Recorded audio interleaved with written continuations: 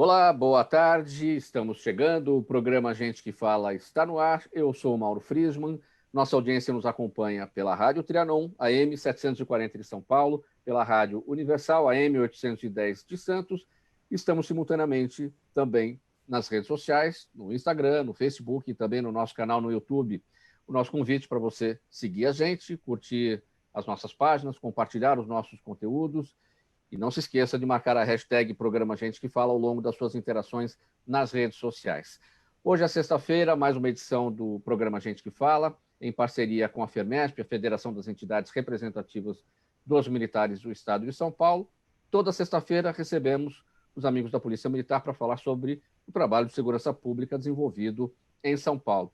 Para essa nossa conversa de hoje, eu apresento o Tenente-Coronel Evanilson Correia de Souza, nome de guerra, Tenente Coronel Souza, que é do 11º Batalhão de Polícia Militar Metropolitano. Coronel Souza, seja bem-vindo ao programa Gente que Fala, tudo bem? Tudo bem, boa tarde a todos, aos espectadores. É um prazer estar aqui com vocês e poder compartilhar um pouquinho do nosso conhecimento e daquilo que a gente pode trabalhar aí para frente com relação à segurança pública. Muito bem, então vamos aqui para o nosso início de conversa. O 11º Batalhão de Polícia Militar Metropolitano é considerado uma referência na segurança pública de São Paulo, abrangendo uma área de alta densidade demográfica na região central de São Paulo. Vamos fazer esse desenho, Coronel Souza, sobre essa área de abrangência do 11º Batalhão. Quais são os bairros de cobertura aí de vocês? Bom, veja, o 11º Batalhão ele abrange 28 quilômetros quadrados. Ele pega a região dos Jardins, ali na divisa da Avenida Brasil e Rebouças, naquela confluência, sobe toda a região dos Jardins, passa pela Avenida Paulista, a região da Bela Vista, passa pelo Cambuci, abrange também a região da Aclimação, um pedacinho ali da Vila Mariana, Moca e o Brás. E qual é a característica dessa região em termos de criminalidade? É o crime patrimonial que mais ocorre? O que o senhor destaca, Coronel Souza? Olha, os crimes são múltiplos, né? Então, mas a nossa maior característica aqui na região são os crimes contra a pessoa, contra o patrimônio, né? Mas contra o roubo outros, né? O roubo outros, ele compreende aquele roubo que é feito contra a pessoa, contra o transeunte. Via de regra, os celulares, pertences pessoais, né? Temos uma característica aqui na região, ela tem sido muito combatida, reduzimos bastante esse tipo de crime, mas, por exemplo, que é o chamado, vulgarmente conhecido como quebra-vidros, né? Quando é lançado um objeto chamado de vidia, né? Vulgarmente chamado de vidia, no vidro dos veículos, né? Nos vidros laterais, e são subtraídos bolsas e celulares, né? Esse é um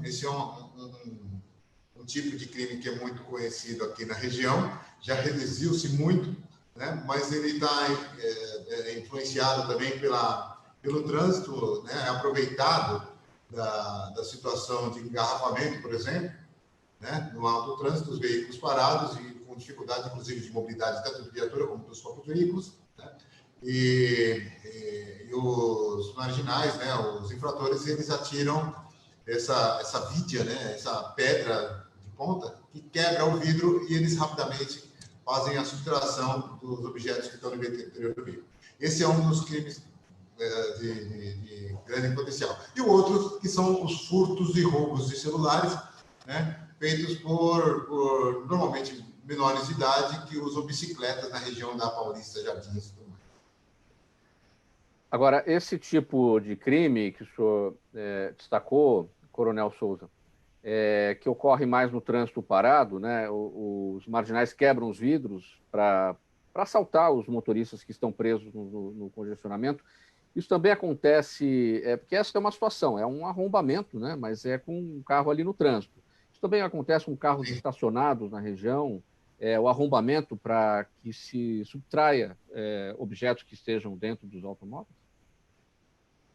Não, veja só, essa característica ela mudou, né? Então hoje nós não temos mais essa configuração do crime do furto, né, que você está colocando, né? Então, Do furto, o furto qualificado por arrombamento, ele não tem mais essa grande complexidade, essa grande demanda desse tipo de crime, né? Por quê? As pessoas, até por questão de orientação, com o passar do tempo, as pessoas se adaptam, né? Não deixam mais objetos dentro de veículo, não deixam celulares, não deixam bolsas. E a menina dos olhos dos infratores são os telefones celulares. Veja que nós tivemos, inclusive, redução nos últimos anos, principalmente aqui na área centro, do crime de roubo de veículos e roubo de motos, por exemplo. Por quê? Um aparelho celular, vamos considerar, né, um aparelho celular hoje, um iPhone X, ele vai estar custando aí por volta de R$10.000. Então, é um custo muito alto, né? E a revenda, a liquidez para o crime, ela é muito rápida, né? Facilmente você consegue, o ladrão ele entra com esse objeto no mercado e transforma em dinheiro, né? É diferente de pegar um carro e roubar. Dá muito mais trabalho, né? Locomoção, risco maior. É diferente do que passar na rua e só subtrair o celular, né? Então, por isso que esses crimes, do furto, por exemplo, na rua, eles diminuíram dos carros estacionados. Diminuíram porque as pessoas não deixam seus celulares na rua, não deixam as suas carteiras, suas bolsas dentro desse ambiente. Então, isso facilitou muito essa redução. Agora, do ponto de vista das estratégias da Polícia Militar para combater, para conter esse tipo de crime que ocorre no trânsito, com esses marginais que quebram os vidros para poder assaltar os motoristas. As estratégias da Polícia Militar, até porque muitas vezes as pessoas não fazem o boletim de ocorrência. E a gente sabe da importância do boletim de ocorrência, porque a polícia tenha a notificação do crime e onde esse tipo de crime está acontecendo, que é para poder criar suas táticas, suas estratégias. Olha, nós fazemos reuniões, né, os comandantes de companhia, os capitães, né, então até para a gente realocar de novo a nossa área, como você fez uma pergunta no começo, né, a primeira companhia, por exemplo, do 11º Batalhão, comandada pela capitã Flávia, ela abrange ali a região da Bela Vista. Ela tem características diferentes, por exemplo, da terceira companhia, comandada pelo capitão Adachi, que é a região dos Jardins e Paulista, né? E diferente também da região da segunda companhia, que pega ali o Cambuci e a Aclimação. Dentro desse universo, nós temos características diferentes de público e características diferentes de crime. Essas regiões com trânsito, que acumula esse trânsito, esse tipo de roubo, ele é mais comum na região da Bela Vista e na região do eixo da Alcântara Machado, né, na Moca. E aí a gente entra com as nossas estratégias de policiamento, e uma delas é justamente permitir que tenha pontos de estacionamento específicos nas áreas mais críticas, né? Então nós trabalhamos com esses hotspots, né? As áreas mais de mancha criminal mais intensa para esse tipo de crime. Mas uma outra característica, uma outra técnica que nós utilizamos também são o patrulhamento com as RPM, né? São as rondas policiais militares com motocicleta, né? Essas motocicletas transitando nos eixos das grandes eixos de avenida, né? Elas conseguem coibir a ação delituosa desses indivíduos, né? E com isso a gente tem conseguido reduzir tanto motocicletas como as bicicletas também em algumas regiões. E são áreas de fato diferentes. O senhor destacou a região da Bela Vista e sob o comando da capitã Flávia, da primeira companhia. Por exemplo, a Bela Vista tem universidade, tem a Fundação Getúlio Vargas ali, então é um público jovem, de estudantes, muitas vezes essas pessoas chegam de carro, estacionam os carros nas ruas, e essa necessidade, né, nesse movimento, né, do carro para a universidade e vice-versa, né, ter toda uma preocupação com a sua própria segurança, né?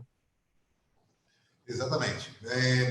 Mas veja que os programas de vizinhança solidária, né, que é um dos tópicos que a gente precisa trabalhar também, ele traz um relacionamento mais próximo com o pessoal das universidades, né?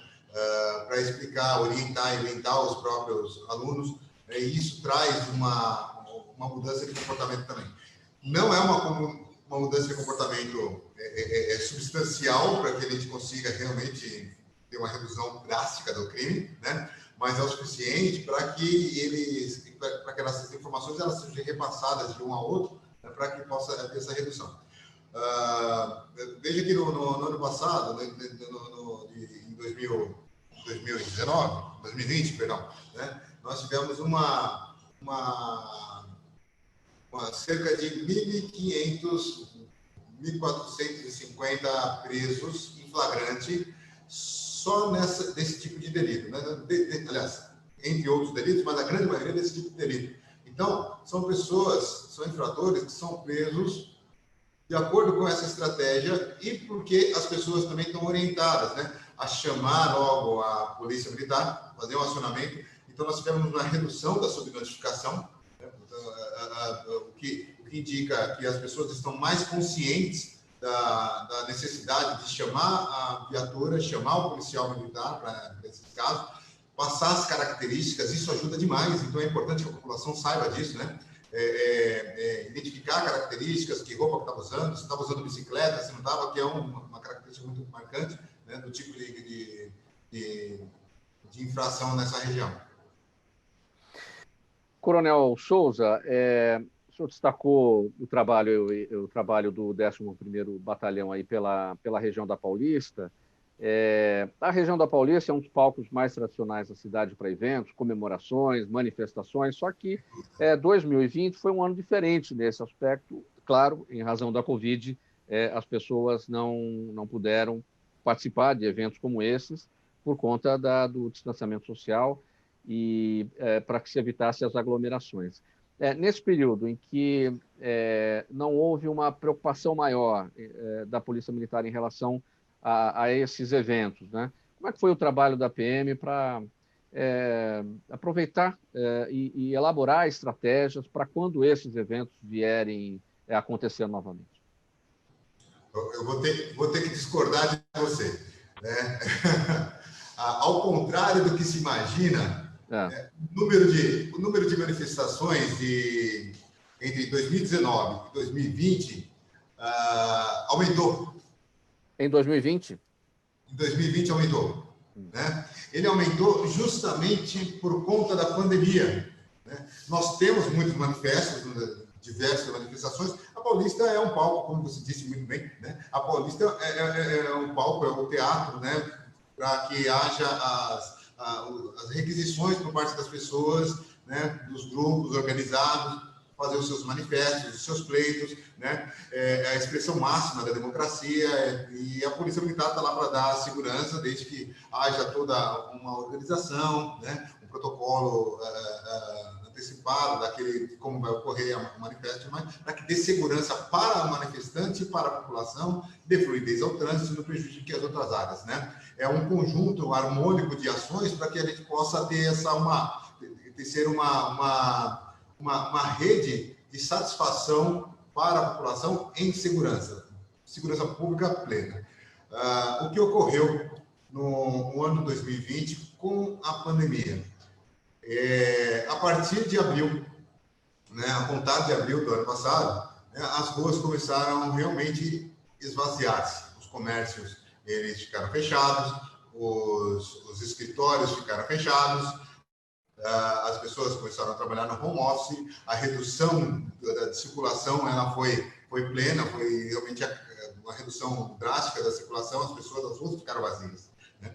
Porém, houve muito questionamento quanto à postura de governo, se realmente estava certo o fechamento ou não, e houve muitos grupos organizados que fizeram várias manifestações, né? Várias carreadas, pedindo para reabrir o comércio, para que as coisas fossem tomadas por outro rumo. E por conta disso, nós tivemos um número de manifestações muito maiores do que maiores do que... Em maior quantidade, porém com menos pessoas, menos aglomerações. em número de manifestações, em número absoluto de manifestações, houve uma quantidade maior. Sim. Quanto ao tamanho das manifestações, elas foram menores, né? Foram menores. Não houve aquele palco de grandes manifestações. Tivemos agora, no final do ano de 2020, algumas manifestações maiores, mas, no geral, foram manifestações antagônicas. Tivemos até que ter uma inserção do Ministério Público por solicitação da Polícia Militar, né? Porque palcos antagônicos de direita e esquerda, né? Acabaram pleiteando o uso do espaço da Avenida Paulista, que é esse palco, né? Em momentos semelhantes, né? Então, fizeram os protocolos, esse protocolo tem que ser feito na Polícia Militar, né? Informando qual é a manifestação, por que vai a manifestação, a expectativa de público. A Polícia Militar não vai intervir e chegar e falar que essa manifestação vai ou não vai ocorrer, né? Mas ela precisa saber qual que é o cunho e a expectativa dessas manifestantes para poder fazer o seu planejamento. Então, eu tenho que saber quantos policiais eu vou utilizar e tudo mais, né? E o número de policiais, ele está relacionado, inclusive, ao perfil do tipo de manifestantes e o seu histórico, né, daquilo que já foi feito. E nós tivemos, inclusive, vou passar até em números para você, por exemplo, em 2019, nós tivemos 105 manifestações, né? Protocoladas aqui na Polícia Militar, aqui no meu setor de planejamento, 21 manifestações. E não protocoladas, 84 manifestações. E nós acabamos por fazer um emprego muito maior para que essas manifestações fossem protocoladas com antecedência, porque as que não fossem protocoladas, elas poderiam sim ser impedidas de ocorrer. Que era a grande maioria, né? Que era a grande maioria anterior. E aí, veja só, para o ano seguinte, né, em 2020, nós tivemos mais de 50% das manifestações protocoladas aqui no meu setor de planejamento do batalhão. Então, teve uma mudança. Uma mudança de cenário bem importante. Perfeito, uma mudança de cenário e que foi muito significativa para que nós pudéssemos fazer um planejamento adequado e... Facilita o trabalho da polícia, né?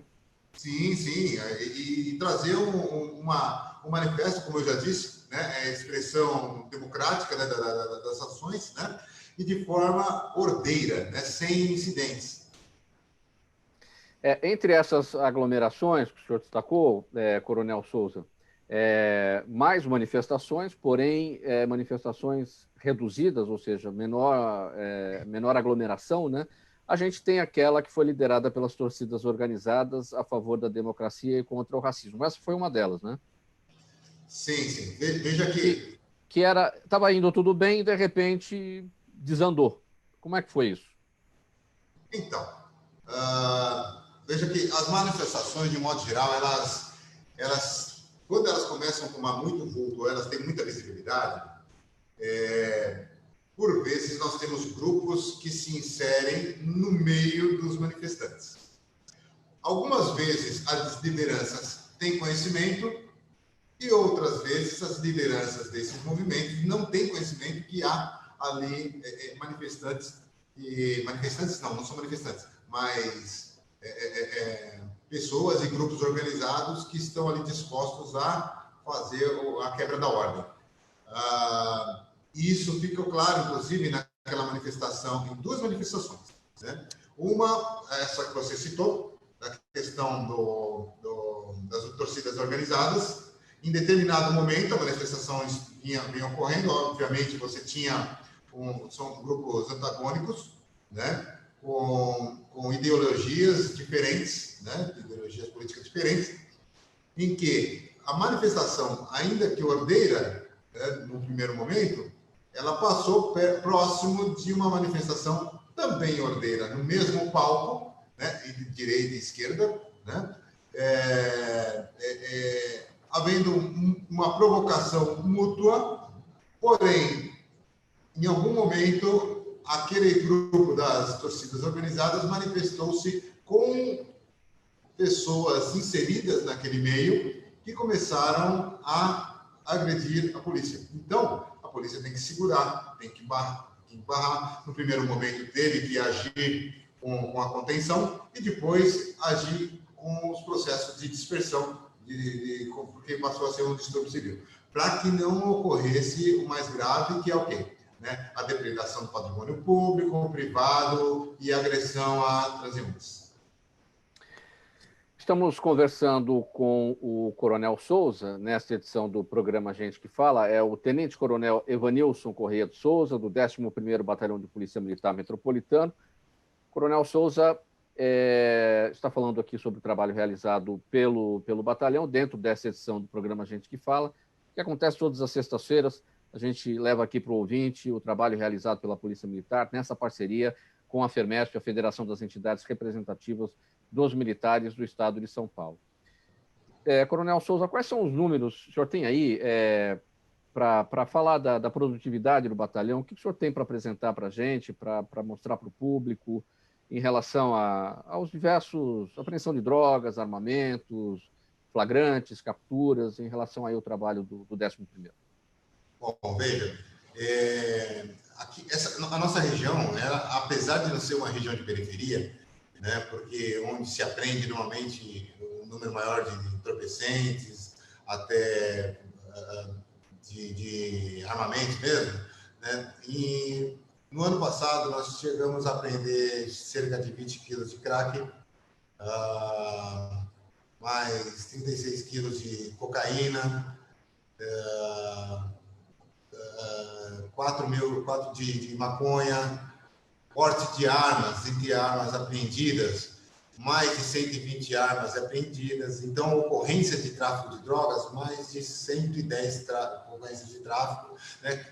Do tráfico, são pequenos tráficos, né? Então, quando a gente fala desse montante, de que mas até que não foi muito, foram só 3 mil quilos de maconha. Foram 3 mil quilos de maconha estratificadas em vários tráficos, né?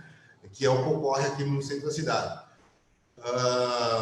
Chegamos a mais de 1.400, mais de 1.500 pessoas presas em flagrante delito. Por mandato, mais de 270 pessoas presas por mandato, né? Aquelas que já estavam procuradas, foram capturados, né?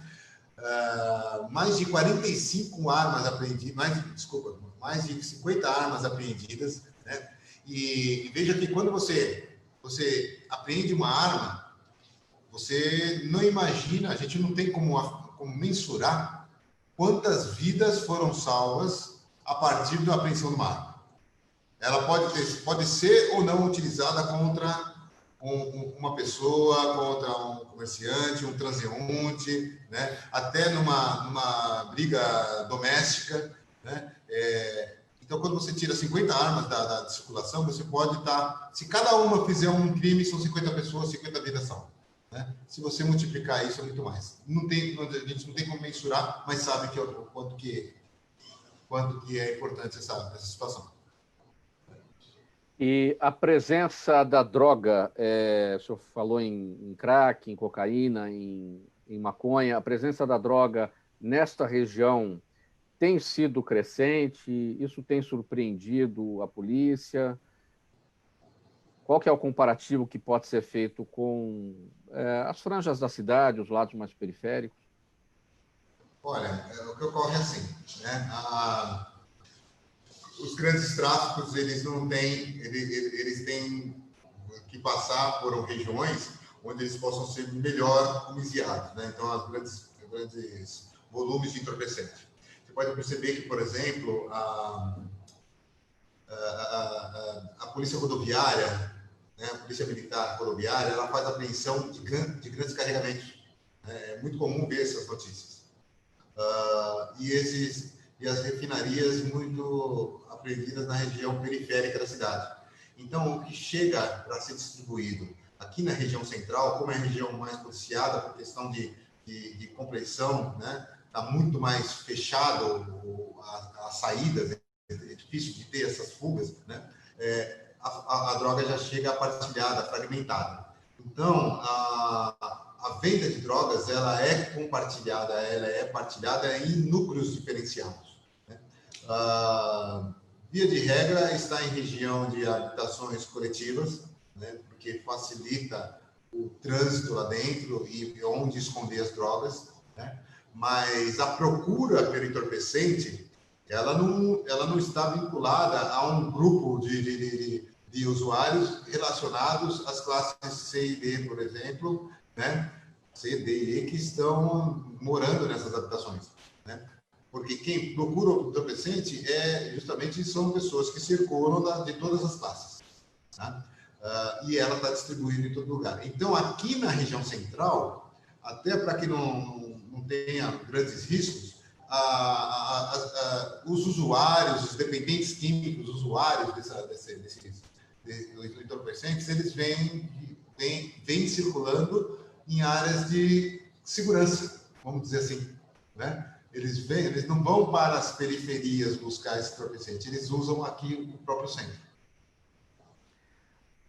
Coronel Souza, a apreensão da droga aí nessa região, ela tem sido mais pelo flagrante delito da polícia, pela denúncia, pelo 190, pelo trabalho de inteligência da polícia? Essa pergunta no sentido do seguinte, porque a droga é o que vai alimentar todos os outros crimes, né? Você vai ter o tráfico de armas pela droga. Alguém vai querer assaltar para poder ter dinheiro para a droga e vai usar uma arma para isso, enfim.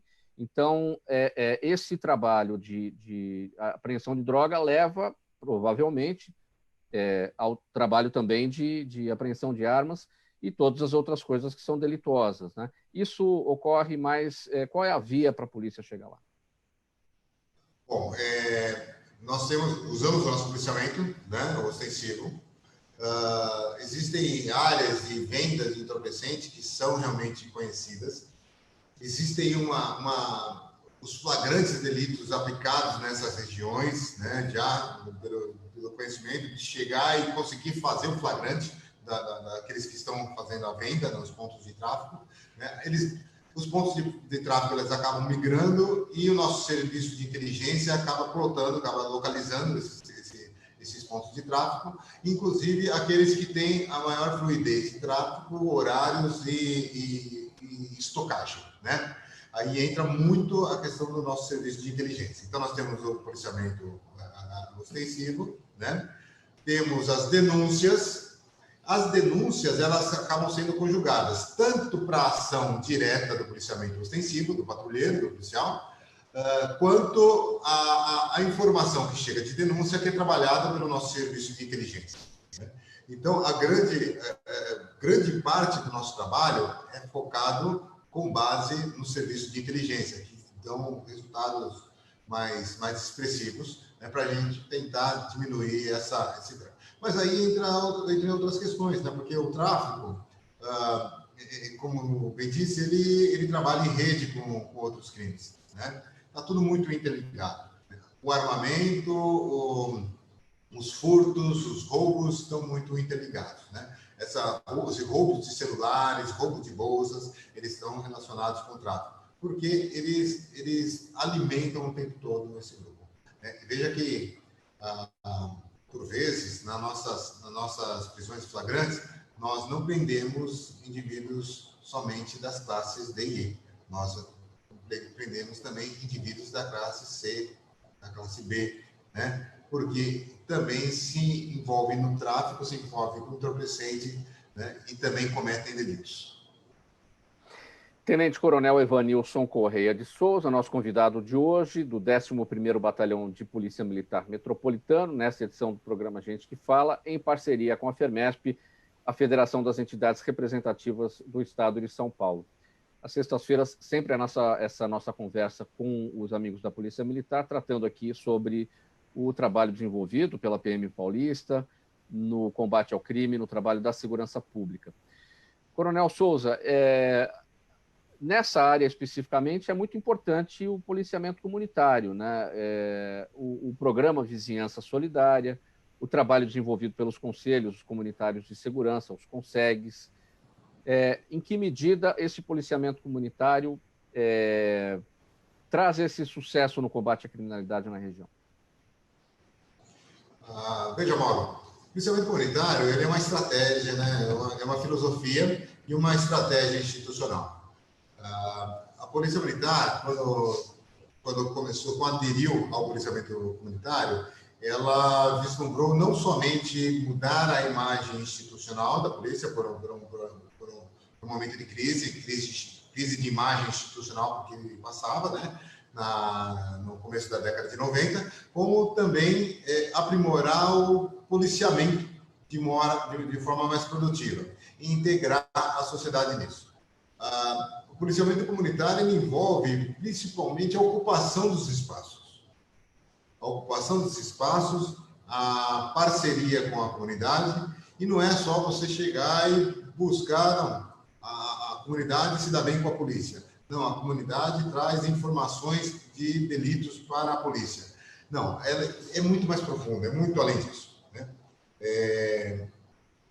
Polícia comunitária envolve ocupação de espaços, envolve zeladoria urbana, entender principalmente que o espaço público ele não é um espaço abandonado que não é de ninguém. O espaço público é o espaço de todos e todos devem zelar pelo mesmo espaço. Então, se eu tenho uma praça pública e eu estou falando que essa praça pública está sendo utilizada, está sendo por usuários entorpecentes, é uma região que está abandonada, que está sem iluminação, não basta a população chegar e fazer as denúncias em relação a essa praça, chamar a polícia para fazer o policiamento, mas sim integrar-se à comunidade e fazer a ocupação daquele espaço, né? São reflexos de ação comunitária, de ação da sociedade, que eles se perderam um pouco com o tempo, né? As pessoas deixaram de ir para a rua, deixaram de conversar com o vizinho, as pessoas deixaram de se manifestar quando há uma necessidade e foram se voltando para dentro de casa, né? Elas entraram para dentro das suas casas, ficaram na televisão, colocaram vídeos de monitoramento, câmeras de monitoramento, cercas de segurança, alarmes, e ficaram dentro de casa e esqueceram que vivem em comunidade, né? Então, o sucesso, por exemplo, do policiamento comunitário mais voltado para os programas de vizinhança solidária é trazer de volta a relação interpessoal entre os vizinhos. As pessoas têm que se comunicar. Veja que a polícia, apesar dela fomentar esse trabalho, a polícia é um agente secundário, né? E se parar para analisar friamente, né, tecnicamente, segurança pública ela vai ser uma consequência das ações da comunidade, da ocupação dos espaços. As pessoas se comunicando, se falando, né? Entendendo que, olha, esse carro não é daqui, não, esse daqui é do vizinho, o filho dele já tem esse carro, vem sempre aqui, né? A filha dele chega essa hora para trocar, porque a avó toma conta das crianças. Essa relação, e não é fofocaiada, não é fofocagem, não. É a necessidade de todo mundo, das pessoas se conhecerem, integrarem, né? E aí entra os resultados. Quais são os resultados? Ocupação dos espaços não dá espaço para o marginal chegar. Isso que o senhor destacou agora, Coronel Souza, a importância da relação interpessoal entre vizinhos, preocupação do espaço, evitar a chegada do criminoso, da marginalidade. Isso também é possível, esse estreitamento de relações, essa relação interpessoal entre a comunidade e a polícia, numa área tão grande. É possível que isso ocorra, por exemplo, do morador ali saber o nome do policial saber do nome do morador, para poder tratar de uma forma até mais próxima, mais íntima. Isso é possível numa cidade tão grande como São Paulo e numa área ali, como vocês atuam, tão grande também? Sim. Isso depende da comunidade e depende do policial, né? Então, existem dois fatores primordiais para o sucesso do policiamento comunitário. A aceitação da comunidade, a gestão da comunidade e a gestão do policiamento. Então, esse processo de aproximação ele é mútuo, né? Parece difícil numa cidade grande como São Paulo, o sucesso de policiamento comunitário e dos programas de vizinhança solidária, eles realmente são muito maiores no interior, porque o interior do estado, por exemplo, ele tem uma proximidade muito maior, né? O policial nascido numa cidade do interior, quando a cidade é de pequeno e médio porte, ele estudou com o padre, ele estudou com o juiz, ele estudou com o diretor da escola, né? Ele estudou com o dono da banca de jornal, com o filho do açougueiro, ele conhece todo mundo ali, todo mundo se conhece. Então, isso daí fica um pouco mais fácil de trabalhar. São Paulo, a capital, como uma megalópole, ela tem uma dinâmica diferente. Existem bairros que têm essas características, por exemplo, o bairro da Moca, aqui em São Paulo, né? E na nossa área, que abrange ali a 4ª Companhia, do Capitão Newton, né? Essa região, ela tem características mais interioranas. E eu vou te dar Mauro, eu vou te explicar uma coisa interessante. Até pouco tempo atrás, a Moca não estava trabalhando efetivamente com o programa de Vizinhança Solidária, né? E nós estamos fazendo um trabalho muito a miúde, junto com o Conseg, para inserir o programa Vizinhança Solidária lá.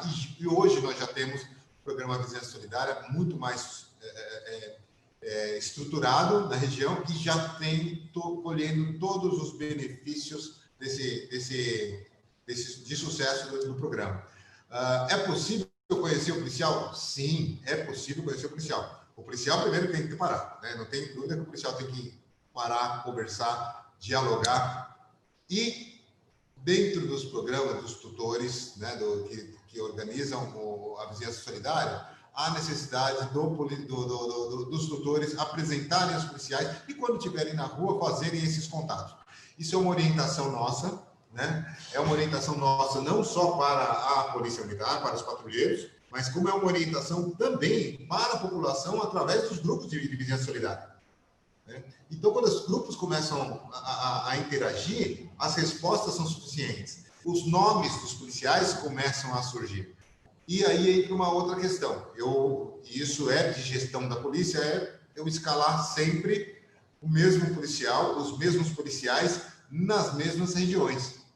Porque se eu coloco cada dia um policial, esse policial não vai conhecer todo mundo e a população daquele local também não vai conhecer os policiais. Então, quando o meu comandante de companhia, ele escala sempre os policiais nos mesmos lugares, ele vai conhecer, né? E às vezes não sabe o nome, viu, Mauro? Às vezes conhece, é aquele carequinha assim, que usa óculos. Não, é aquele moreninho. Não, aquele negão grandão, que faz assim, que joga bola com as crianças ali, que está sempre junto, né? Não, traz até por características, né? E é importante que as pessoas conheçam as características físicas e não façam distinções dentre os policiais, porque são todos seres humanos e reconhecem a farda. Ele só quer saber, ele só quer distinguir quem que é o policial para saber, porque ele já sabe. Não, aquele lá é o Souza, aquele lá é o Fernando, e isso funciona muito bem. Os resultados são surpreendentes. Coronel Souza, qual é o número de homens e mulheres que vocês têm à disposição, que o 11º Batalhão de Polícia Militar Metropolitano tem à disposição aí para essa área, no combate à criminalidade? E o que é preciso em termos de efetivo ainda? O que é preciso, desculpa? Em termos de efetivo ainda? Em termos de efetivo, é que falhou sim. a transmissão. Veja, nós temos hoje 700, mais 80 que chegamos, 854 policiais, tá? Que atendem toda essa nossa região, tanto no serviço operacional quanto administrativo. 854 policiais, homens e mulheres. A distribuição ela é feita por demanda e por área quadrada, né? Então, eu tenho um pouco menos na 4ª Companhia, um pouco mais na 3ª Companhia, que abrange aqui a região da Paulista, porque eu tenho que empregar mais por conta das manifestações e tal, mas eu tenho uma distribuição e um planejamento de acordo também com a demanda de riscos. E as demandas de riscos são pelos hotspots, né? Onde eu tenho a maior demanda de crime e eu vou fazendo a realocação, né? A distribuição ela é feita, né? E aplicado o policiamento com o policiamento, que é o policiamento inteligente, usando os programas de inteligência de policiamento. Onde eu meço quanto quanto de crime em determinado tipo de crime em determinada região, né, para realocar e distribuir o policiamento em determinada área. Coronel Souza, nós estamos no mês de janeiro e, claro, é um mês de menor movimento nas ruas, muitas pessoas viajam, se bem que esse ano é diferente, né? Muita gente se resguardando aí dos riscos do coronavírus, né? Mas, de qualquer maneira, é mês de férias e um menor movimento nas ruas, especialmente aí nessa área da Avenida Paulista, que tem muitos escritórios, muitas empresas, pessoas de férias, então a tendência é ser menor aí na área da Avenida Paulista o movimento. Isso acaba sendo melhor ou pior para o trabalho da polícia? Porque quando está tudo movimentado, tem o congestionamento, tem aqueles assaltos que o senhor destacou, que é uma característica da região. Mas quando está vazio também, a criminalidade se aproveita justamente porque está vazio, tem possibilidade maior de fuga. Quando que o trabalho é mais complicado para a polícia? O trabalho da polícia é sempre complicado, viu? O trabalho da polícia, sem dúvida, é sempre complicado. A gente tem apenas uma mudança da rotina, das características que elas acabam sendo diferentes e isso nos impinge também a necessidade de utilizar estratégias diferentes de policiamento. Vou te dar um exemplo, por exemplo, no início da pandemia do ano passado. Eu tive que fazer uma alteração dos horários de policiamento com motos. Eu tive que concentrá-los de dia, porque à noite o policiamento estava ficando obsoleto, que era muito pouca gente, e as minhas viaturas 4 rodas, elas davam conta de todo o policiamento, porque elas tinham uma mobilidade urbana muito mais fluida, muito mais fácil de se deslocar. Então não precisava das motocicletas à noite. Um dos motivos de eu ter o policiamento de motocicletas é fazer com que o policiamento nos corredores, nos eixos principais e algumas áreas mais delicadas de difícil acesso para as viaturas de 4 rodas sejam mais dinâmicos, né, de maior fluidez. Então, eu tive que fazer essa mudança. E isso ocorre também nesses períodos, né? Então, um ensaio para esse tipo de circunstância é essa questão que nós passamos no ano passado, no início da pandemia, no período mais fechado da pandemia pelo coronavírus. Obviamente, quando nós falamos do mês de janeiro, o mês de janeiro ele não que é muito atípico, né? Vou explicar por que essa atipicidade. Se fosse num ano regular, num ano normal, se não houvesse o coronavírus, por exemplo, esse período de janeiro é período de férias, né? Só que a escola nós não tivemos durante o ano todo, do ano passado. Então, o período de férias é um período que não só tem escola, que aí você tem as ruas mais livres por conta do trânsito das férias escolares, porém, você tem muito mais pessoas transitando na rua livremente pelo período de férias mesmo. A rua não fica tão vazia assim. Ela deixa de ter os trabalhadores, por exemplo, eu vou pegar um exemplo do grande centro, que pega aqui a Avenida Paulista, por exemplo, em região, né? Você tem lá o pessoal da área bancária trabalhando, circulando, isso é natural durante o período normal. Durante o período de férias, esse público é trocado, né? E começa a ter muita gente, porque nós temos muitos atrativos. E as pessoas vão para o cinema, vão rodar de bicicleta, isso daí facilita, né? A tipicidade que eu falei, ela está relacionada ao ano passado que nós falamos da pandemia, dos fechamentos do coronavírus, né? Nós tivemos uma mudança de comportamento, muitos comércios fecharam, muitos faliram realmente, né? Saíram né? E outras oportunidades de trabalho acabaram sendo criadas. Porém, né, a flexibilização disso ela é feita de acordo com a demanda que nós temos. Ou seja, como eu disse antes, não tem dia tranquilo para a PM, né? Para a Polícia Militar, a gente está sempre com o dia corrido, a gente só muda a característica do planejamento. Ou seja, muda o público, aquele que normalmente está lá no dia a dia trabalhando, ele vai estar, ou estudando, ele vai estar de férias do trabalho, ou de férias do estudo, e vai estar circulando lá, eventualmente, por uma outra razão. O que muda é o policiamento motorizado, porque ele tem mais fluidez no trânsito. Eu não sei exatamente, Coronel Souza, se é da área de vocês. Acredito que sim, porque é Bela Vista, talvez seja da primeira companhia ali, da Flávia, né?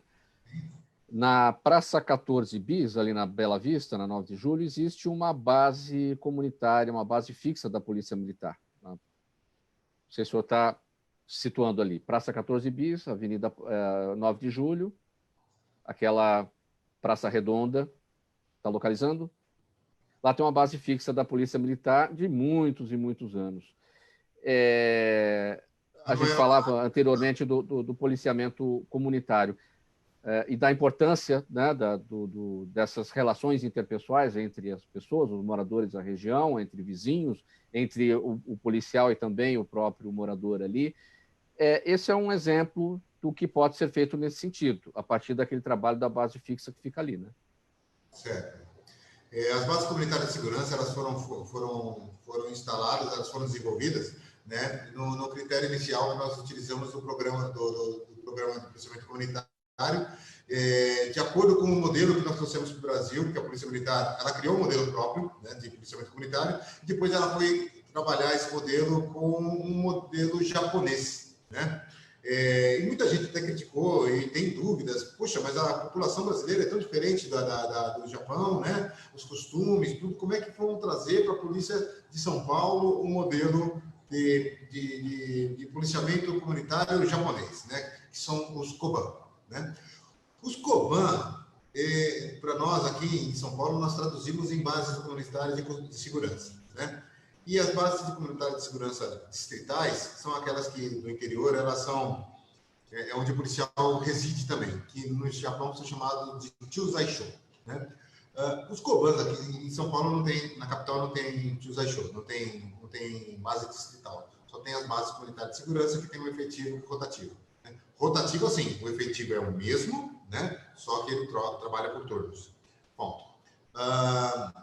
A ideia de que, primeiro que quando trouxemos esse modelo do Japão, não era por causa do modelo em si, por conta do tipo de policiamento do Japão, mas a similaridade da ação do policiamento no Japão era muito parecida com a similaridade do modelo brasileiro, do modelo paulista, não brasileiro, mas do modelo paulista, porque nós tínhamos postos policiais em todas as cidades do estado de São Paulo, né? E isso é a base do policiamento também lá no Japão. Em todas as cidades, né, do Japão tem os postos do Koban, né, em todos os bairros. E isso a gente trouxe porque ele ficava mais fácil de implantar, né? Trabalhamos nesse sentido e com a cultura de que quem está na base tem que conhecer em sua região, na sua área quadrada, né, seu quilômetro quadrado, tudo que tem à sua volta. É o comércio que está à volta, a escola que está em sua volta, a faculdade que está ali perto, né? E tem que se relacionar com os representantes dessas instituições, desses comércios, dessas casas, para que possa haver uma interação plena com a polícia, né? E mostrar que a polícia, uma das características da base comunitária de segurança é ser um posto de atendimento 24 horas, com visibilidade e prestação de serviço, né? Então, aquela comunidade que está em volta ali do 14 Bis, que não é minha área, né? mas também faz parte do processo, né? Da área do 7º Batalhão. Não é da área do 11, embora seja Bela Vista ali, era essa a minha dúvida. Mas aqui... Não é do 11 ali, então não é do 11º Batalhão, embora seja Bela Vista ali, não é da área de vocês. Não, ali é 7º Batalhão, é uma divisa de área. Divisa de área. Aquele relacionamento que se tem, né, é fruto do trabalho de policiamento comunitário. Certo. Bom, falando de coronavírus, Coronel Souza, pandemia, todo mundo esperando que esse ano de 2021 seja promissor em termos de vacina, que tudo dê certo, enfim. Como é que está a saúde dos policiais do seu batalhão? Então, Mauro, nós quando começamos a fazer as missões aqui do Covid-19, foi tudo muito novo, né? Então, o uso da máscara, por exemplo, ele foi opcional opcional não, ele foi designado somente para pessoas doentes e quem tivesse na área da saúde. Aqui no batalhão, nós empregamos o uso da máscara direto, logo no começo. Porque nós não sabemos quem é que estariam os infectados pelo coronavírus, e o nosso policial ele trabalha o tempo todo em contato com o público. Eu não posso esperar ele identificar uma pessoa e saber que ela está infectada ou não, para ele chegar, voltar para a viatura dele, colocar máscara não, então vamos utilizar máscara o tempo todo. E aí? Mas na época tinha os insumos, né? Não tinha álcool gel, não tinha disponível as máscaras, né? Desinfetantes diversos, então nós nos recorremos à comunidade, né? Eu pessoalmente fiz contato com os diretores de hospitais, né? Nós temos aqui mais de 20 hospitais na região, né? no meu batalhão, né? 26 hospitais no meu batalhão. Fizemos contatos, eu fiz ligações diretas para vários deles, né? Solicitando a possibilidade de doação de máscaras de segurança, porque na época eram todas descartáveis, né? E isso era um risco, porque as pessoas não conseguiam. E nós conseguimos muitas máscaras, né? E em alguns hospitais que nos ofereceram muitas máscaras, contribuíram com a polícia, porque sabiam da necessidade, porque o policial é linha de frente. Então, os hospitais, fazendo parte do time de linha de frente também, sabiam quais as necessidades, só que eles estavam um pouquinho mais guarnecidos com o equipamento. E o nosso policial estava desguarnecido. Então, essa solicitação foi feita.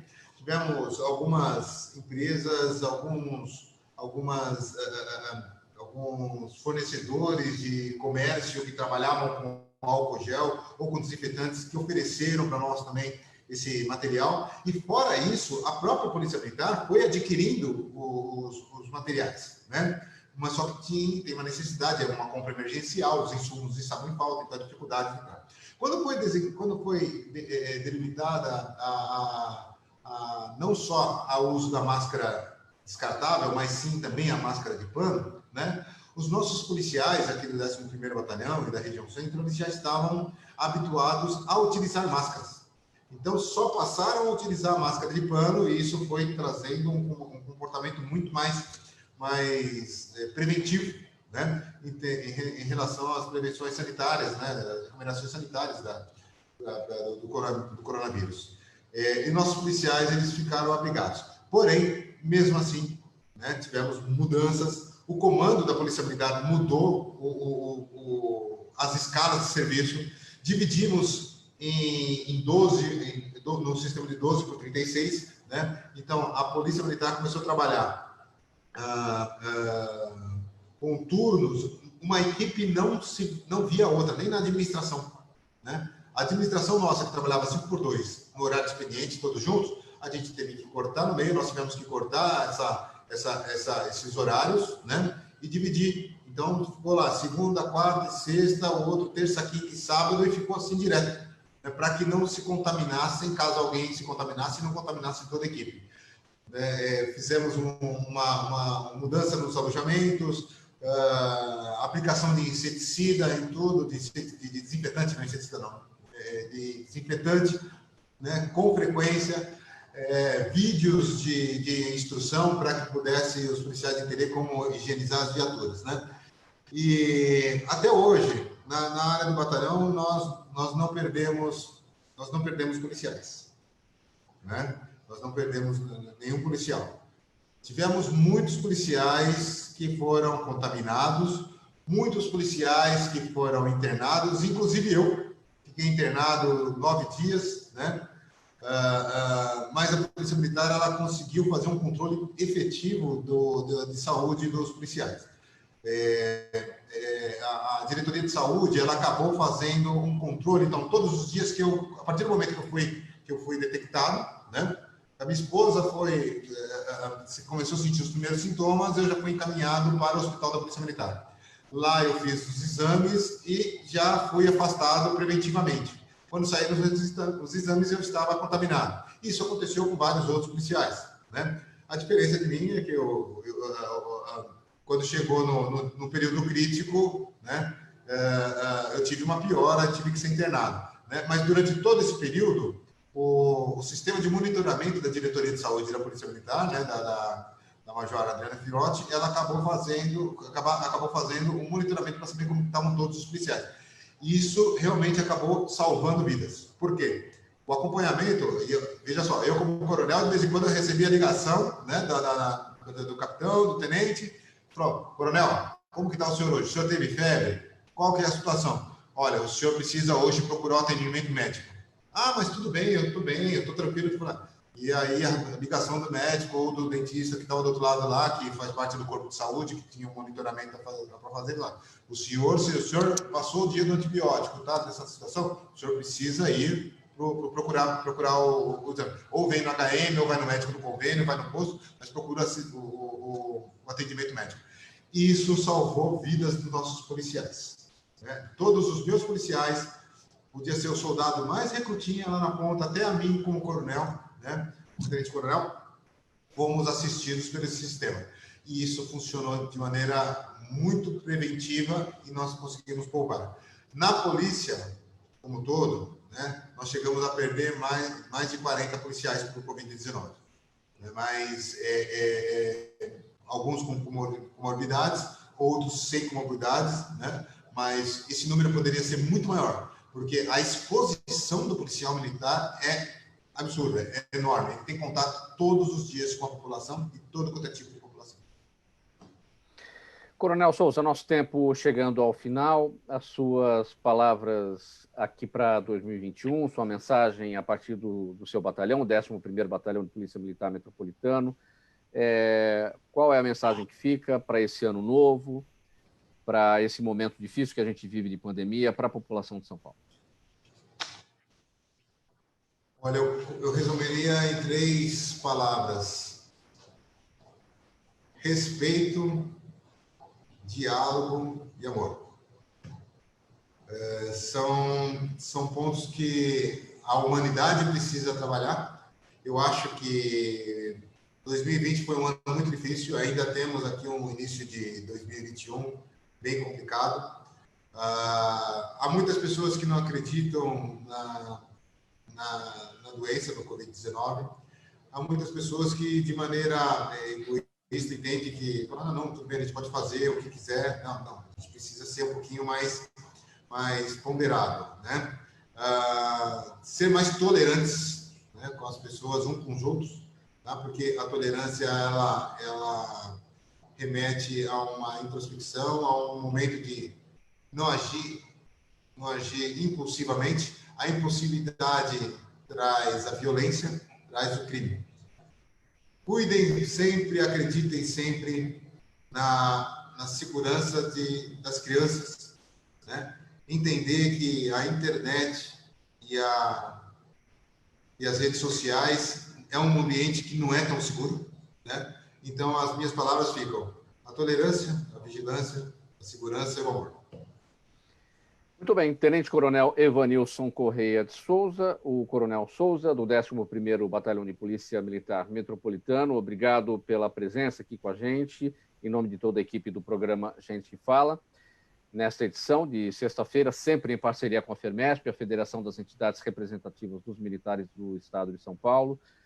Um feliz 2021, com muita saúde, com muita alegria, para o senhor, para a família, para todos os seus colegas do 11º Batalhão.